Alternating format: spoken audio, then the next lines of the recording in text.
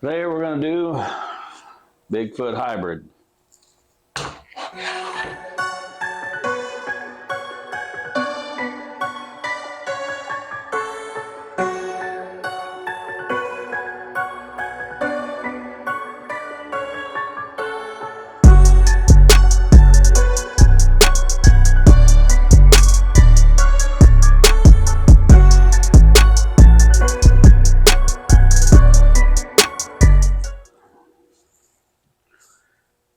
Okay, so Bigfoot Hybrid, I'm expecting a similar motion like what you would think with everything else.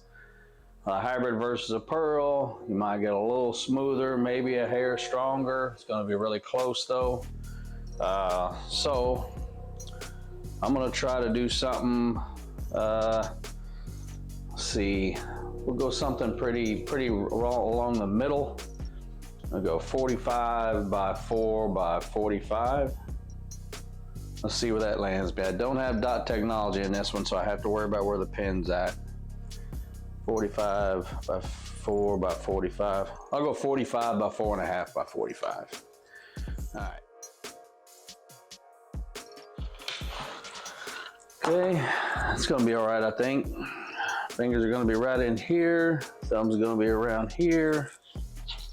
And that's going to be the layout. Drilling this ball up because I need some more sims that I can use. One of the sims that I really like is the Bigfoot. So I wanted to drill up the Bigfoot Hybrid, which also has that new HK22 cover. I'm not going to look up the specs at the moment, but I know that the RG is a little on the low side, so it gets rolling pretty early. It doesn't read the lane early, but it gets rolling right off the bat pretty good.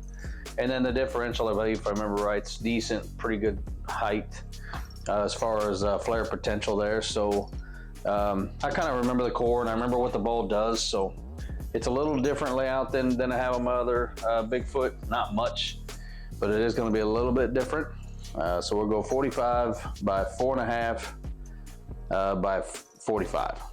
So there you go. We'll get to drilling.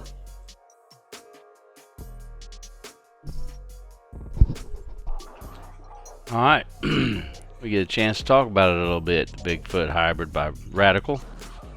As I said earlier, they had a pearl version. Now we got the hybrid. The warm up there of a 51-year-old looks pretty painful. I know it is, but anyway. So the cover is the hybrid version of the original Bigfoot, which was the pearl. It's got the same core in it. It's got the new HK22 cover stock with hyperkinetic cover stock in there. As I talked about before, the finish on it, the steps are 500, 1000, and 1500 Sierre with Crown Factory compound. RG 2.468, which is a little bit low. I like the low RGs. I feel like they come into play a lot for me. A little better controllable back end. The ball gets into a roll nice and easy. I don't have to try to make it do anything. For me, I like the high RGs more than the low RGs versus the high RGs more so. And the differential 0.053, which is pretty high for a lot of flare potential. I put 4.5 as my middle number for the flare, but I don't know. It doesn't make much of a difference. I sometimes just throw random numbers in there. A 4.5, and I'm really happy with the reaction. The reaction is very similar to the pearl version, and it is exactly what you would think that it would be. Pearl version's a little cleaner, a little more energy down lane, a little more pop, maybe a little more angle down lane versus the hybrid. But the hybrid still, it's fairly clean in the front. It's not overly strong. It's, it'll get through the fronts, and it's just a hair more rounded and smoother than the pearl version. I do think this complements the pearl version nicely. I think it is a very good 1-2 combo for the average league night for most bowlers. Starting off with the hybrid and finishing off with the pearl. Obviously, all that's going to depend on your style of bowling and how your house is. And the ball there is through terrible. Just for the record, I have not been throwing the ball very well lately, so trying my best to put these videos together the best I can. I apologize for some of my shots here, but yeah, I get at least enough good shots anyway to at least get something where we can talk about it. But that one there I got in, but it held. Yeah, it does that really well. Like, you can miss right. It doesn't overreact off of the friction. It doesn't go crazy when it touches the dry, you know. And then, of course, you get it in the oil. It doesn't over skid. It's a very nice blended ball. It does allow for a lot of error, which is handy for me, you know. It just does have the dynamic core technology. More durable outer material. It yields less compression. Basically, it makes it hit the pins harder. So that's about all it really talks about this ball. I believe this is the first symmetrical ball with the new HK22 cover on it. And if you've been watching my videos in the past, you know how much I love that. I'm gonna tell you something. If a ball comes out and it says HK22 cover stock, buy it. It's really that simple. Like, if you're looking for a ball and you see that, buy it, you know. But I've been able to take this ball and play in as far as 5th arrow and still get it to go through the pins. I think I'm playing just inside 4th arrow here, and this is on a fairly fresh condition. Don't be misled by that, though. It's not like the ball's overly strong. It's just the center we bowl in's got a lot of friction. So a lot of this stuff, the symmetricals that I've been drilling up, has been coming in pretty handy for that. So I'm not saying you can't use asymmetricals when they're hooking, but a lot of times when there's just a ton of friction, I like to go to the symmetrical balls. Are a little more controllable, a little easier to bowl with. Yeah, but usually I did try that as far as like starting off with the hybrid, switching to the pearl, and it was a really good 1-2 combo. So I also hope that you guys are enjoying the nice little 2-angle view. I recently tried to invest a little bit and got a second camera to give a better 2 different angles so you can see, you know, maybe you prefer to see it one way or the other, but this way you're getting to see both. So, and I'm still playing with some different ideas, you know, to come up with some different things. And I want to once again thank you guys for watching my channel and watching my videos, and for those of you that subscribed, thank you. If you have not, please do so. Also, please go check out our website. We do have merch on there, t-shirts, dog shirts even, koozies, coasters, you know. Help us out any way you can. We've got some tournaments coming up soon. We're running tournaments, handicap and scratch. We like to do a little bit of both. And shout out to AMF in Kenner, Louisiana. There goes Alex walking down there. Alex does a really good job of helping me out, making sure I've got a fresh pair to make these videos on. Thank you, Alex. Thank you, Brenton and Ryan, managers there at AMF in Kenner. Also, thank you to Patrick Martinez there in the pro shop there at AMF Kenner. He's helped me out a few times with tripods and things like that. Maybe I forgot, and he's been really helpful with that. He runs the pro shop there at AMF in Kenner. Support your local pro shops. Go check it out. Check this bowling ball out. It did come available December 2nd. So when this video finally gets out, it will have already been out and available. And I do recommend this, especially if you threw the original Bigfoot and you really liked it. This is a must-have. Now, you know, maybe you have something already that's similar to this or whatever, then that's fine. It's just my recommendation is if you like the original Bigfoot. This is very similar. It is just a little bit smoother and a little bit stronger. And it's something you can maybe start out with if you're center and then switch over to the pearl. So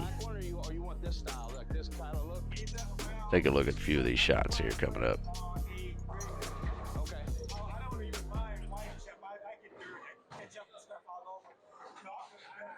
I got you. If I ever get a shot thrown again, what was I doing there? Visiting? Do it bad? Let's see what happens. Ah, it held. Yeah, pretty disappointed. Yeah, that's a thing. I can't remember if I already said this or not. It is very good at not over skidding in the oil and not overreacting in the dry. So it like makes your error room a little bit bigger. So some balls, they'll over skid in the oil and overhook in the dry, right? It's pretty good about not doing that. A little better shot. Not great, but not bad. I do get a chance to throw the track sensor in this one. I do have that video coming out soon. The track sensor is a little cleaner in the front, as you would expect. A little more angular off the spot. And you'll see a comparison.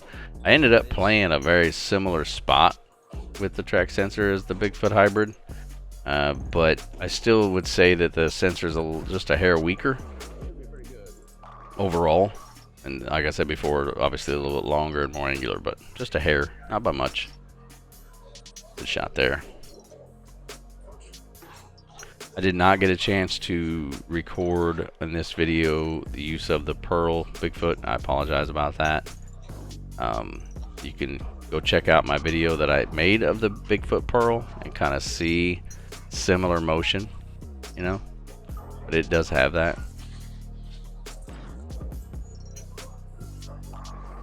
Yeah.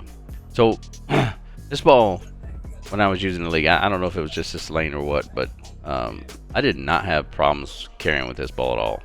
For some reason on this pair, the way I was throwing it that day or whatever, I did leave some 10s. And I just needed to get around it a little bit better to get it to pop a little bit more down lane, which I typically didn't have to do, but it just this day, I don't know. Could have been me. It was most likely me, I'm sure. Could have been a little bit of the lane, made it a little more difficult to carry the 10, and I accidentally left my spare shooting the 10 in the video, so I apologize about that. But sure, I'm glad I got it, because that would look terrible. I'm not sure when I'm making. I've got the track sensor video. I just got to edit it. It'll be out pretty soon. Should be out here in a few days, I would think, within a few days. I'm not sure what video I'm going to do after that. I've got some ideas I'm trying to throw together. But we'll see. I'll definitely have something going there. See, I think that's the way I'm throwing the ball today. I've been throwing it the greatest lately. In a little bit of a slump. Slumps suck, but they exist, unfortunately. And that's why I have a day job. I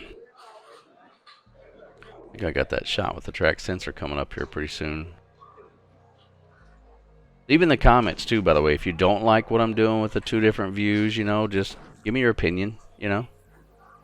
I kind of know. There's another 10 pin. I swear it's me though. I just don't think I'm throwing it that good.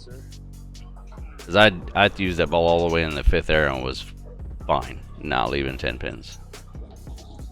There's the track sensor. See, a little bit longer, standing about the same spot. It's a little more angular down lane. But that track sensor is a really special ball as well. You'll get to see that in the video too. I'm pretty excited about that one, just because I run into a lot of friction a lot of times, and it's just it hooks more than I expected. But I'll get to talk about that more when that video comes up. But it's pretty good. It's a little bit weaker than this Bigfoot, but very, very nice whenever you got a lot of friction and you need a ball to get length.